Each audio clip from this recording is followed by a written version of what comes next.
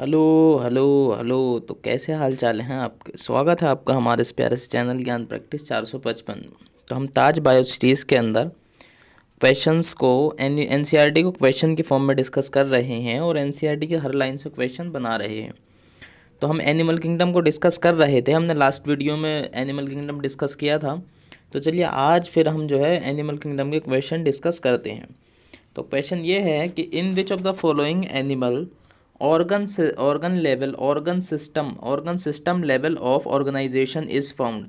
मतलब किस एनिमल्स के अंदर organ system level of organisation देखने को मिलता है। तो सबसे पहले पॉरीफेरा के अंदर देखिए, पॉरीफेरा में जो होता है सेलुलर लेवल ऑफ ऑर्गेनाइजेशन होता है। सीलेंट्रेटा एंड टीनोफोरा में जो होता है वो टिश्यू लेवल ऑफ ऑर्गेनाइजेशन होता है।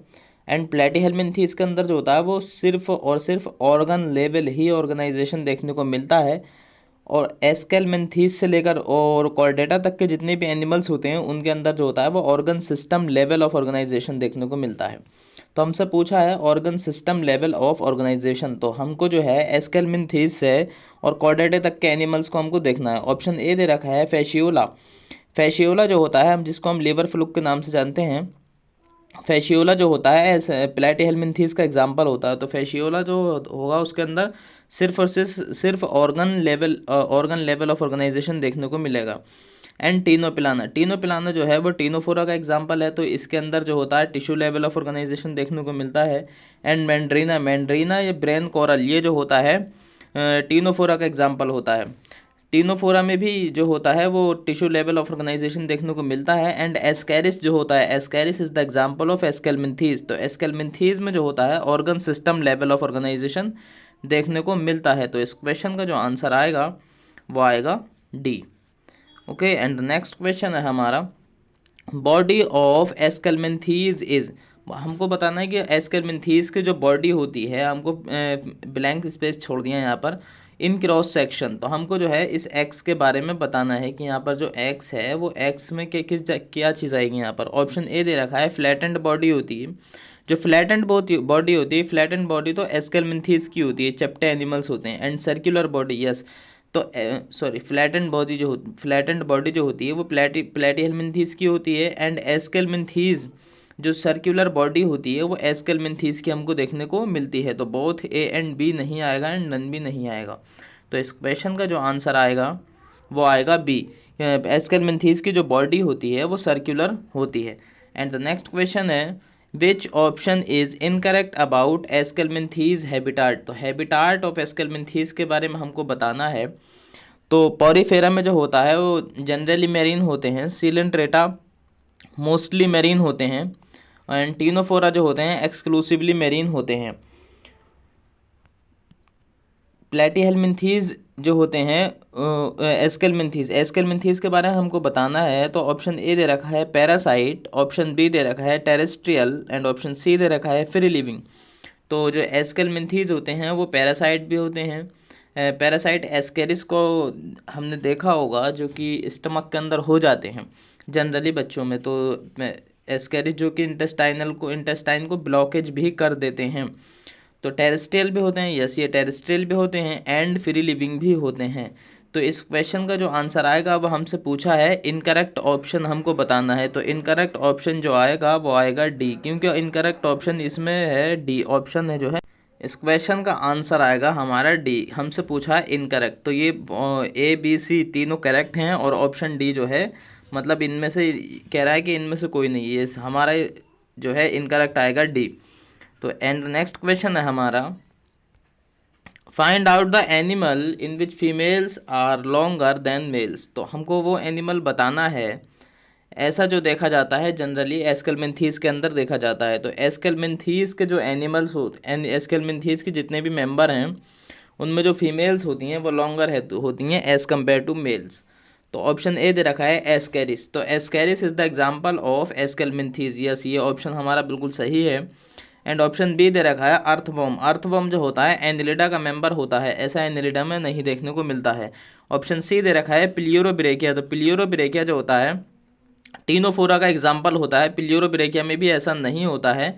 And bath sponge is the Porifera. तो पॉरीफेरा में भी ऐसा हमको देखने को नहीं मिलता है। तो हमारा जो इस क्वेश्चन का आंसर आएगा वो आएगा A. Females are longer as compare to male, तो एस्कैरिस में हमको ऐसा देखने को मिलता है, एस्कैरिस यानी Aschelminthes. And the next question है हमारा, फर्टिलाइजेशन इन हुकवॉर्म इज, हमको जो है फर्टिलाइजेशन के बारे में बताना है हुकवॉर्म के अंदर। तो हुकवॉर्म जो होता है, हुकवॉर्म इसका जनरली नाम है, एंड इसका जो जीनस होता है वो एंसाइलोस्टोमा होता है, और ये जो मेंबर होता है वो एस्केलमेंथीज का होता है। तो ऐसा एनिमल सॉरी मतलब जो एस्केलमेंथीज के अंदर फर्टिलाइजेशन होता है वो हमको बताना है। तो ऑप्शन ए दे रखा है इंटरनल फर्टिलाइजेशन होता है क्या, ऑप्शन बी दे रखा है एक्सटर्नल होता है, ऑप्शन सी दे रखा है both A and B, and option D दे रखा है नन। तो हमको जो फर्टिलाइजेशन देखने को मिलता है एस्केलमेंथीज के अंदर वो जो होता है वो इंटरनल फर्टिलाइजेशन देखने को मिलता है।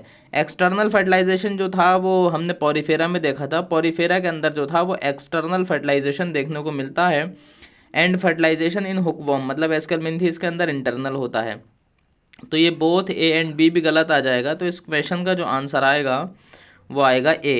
एंड द नेक्स्ट क्वेश्चन है हमारा, find out the segmented animals, मतलब वो एनिमल्स बताइए जिनके अंदर सेगमेंटेशन देखने को मिलता है। तो सेगमेंटेशन जो है हमारे जो एनसीईआरटी में दे रखा है, हमारे सिलेबस में 3 ऐसे फाइलम हैं जिनके अंदर सेगमेंटेशन देखने को मिलता है। नंबर 1 फाइलम है एनिलिडा, एंड नंबर 2 है आर्थ्रोपोडा, एंड नंबर 3 है कॉर्डेटा।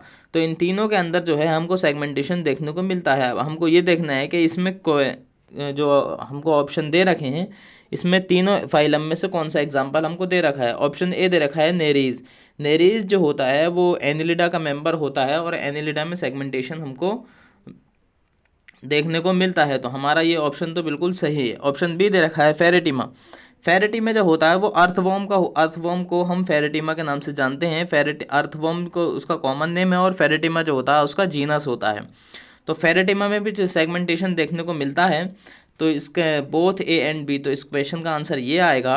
एंड एस्केरिस, एस्केरिस जो होता है एस्केलमेंथीज का एग्जाम्पल होता है, इसके अंदर सेगमेंटेशन हमको देखने को नहीं मिलता है। तो इस क्वेश्चन का जो आंसर जाएगा वो होगा C. And the next question है हमारा, in aquatic annelida, aquatic annelida में like Nereis possess lateral appendages are called, उन लेटरल अपेंडेजेस को हम क्या कहते हैं, मतलब जो एनिलिडा होते हैं उसमें जितने भी एक्वेटिक एनिमल्स होते हैं उनमें लेटरल अपेंडेजेस होते हैं, उन लेटरल अपेंडेजेस को हम पैरापोडिया के नाम से जानते हैं, पैरापोडिया। तो इस क्वेश्चन का जो आंसर आएगा वो पैरापोडिया आएगा। और जो फिन्स होते हैं, फिन्स मतलब ये तो फिशेस के अंदर देखने को मिलते हैं, वेदर जो होते हैं हमको पक्षियों में देखने को मिलते हैं। ऑल ऑप्शन हमारा नहीं आएगा। फैदर सॉरी वेदर या फैदर लिखना था, तो ये वैसे भी हमारा ऑप्शन गलत है, ये एफ होता है यहाँ पर। तो फैदर हमें पक्षियों में देखने को मिलते हैं। तो इस क्वेश्चन का जो आंसर आएगा वो आएगा ए। एंड द नेक्स्ट क्वेश्चन है हमारा, jointed appendages is the features of, मतलब जो जॉइंटेड अपेंडेजेस होते हैं वो किस किस जो हमको एग्जाम्पल दे रखे हैं इसमें किस एग्जाम्पल में फिट होते हैं। ऑप्शन ए दे रखा है बॉम्बिक्स, बॉम्बिक्स यानी सिल्क वॉर्म को हम जो है बॉम्बिक्स कहते हैं। एपिस जो होता है वो हनी बी को कहते हैं, एंड लेसिफर जो होता है वो लैक इंसेक्ट को कहते हैं। ऑप्शन डी दे रखा है ऑल। तो जॉइंटेड अपेंडेजेस जो हमको देखने को मिलते हैं वो आर्थ्रोपोडा के अंदर देखने को मिलते हैं। ये जो और ये सभी जो हमारे तीनों एग्जाम्पल हैं वो तीनों जो हैं वो आर्थ्रोपोडा के ही मेंबर हैं। तो हमारा जो कोई आंसर आएगा वो आएगा डी, यानी सभी सही हैं। जॉइंटेड अपेंडेजेस जो होते हैं बॉम्बिक्स में भी देखने को मिलते हैं, एपिस में भी, एंड लेसिफर में भी, इनमें सभी में जो होते हैं जॉइंटेड अपेंडेजेस ही होते हैं। एंड द नेक्स्ट क्वेश्चन है हमारा, body of arthropods is divided into, हमको जो है आर्थ्रोपोड की बॉडी के बारे में बताना है कि उसमें हेड होता है, थोरेक्स होता है, एब्डोमेन होता है। ऑप्शन ए दे रखा है हेड एंड थोरेक्स, यस ये तो दोनों चीज़ें देखने को मिलती हैं। ऑप्शन बी दे रखा है हेड एंड एब्डोमेन, ये भी होता है। ऑप्शन सी दे रखा है thorax and abdomen, and option D दे रखा है ऑल। अब इस क्वेश्चन में हमको अगर स्पेसिफिकली अगर तीनों ऑप्शन बना के दे दिए जाते तो ये इनमें से कोई भी नहीं होता, लेकिन हमको इस तरह से आंसर को डिज़ाइन किया गया है कि इनमें से सभी हैं। मतलब अगर हम हेड एंड एब्डोमेन लगाते हैं तो थोरेक्स रह जाता है, तो इसीलिए हमारा जो आएगा वो डी ऑप्शन आएगा। तो इस क्वेश्चन का जो आंसर आएगा वो आएगा डी, क्योंकि इसके अंदर हेड, थोरेक्स एंड एब्डोमेन जो फाइलम आर्थ्रोपोडा होता है उसके अंदर तीनों सेगमेंट हमको देखने को मिलते हैं।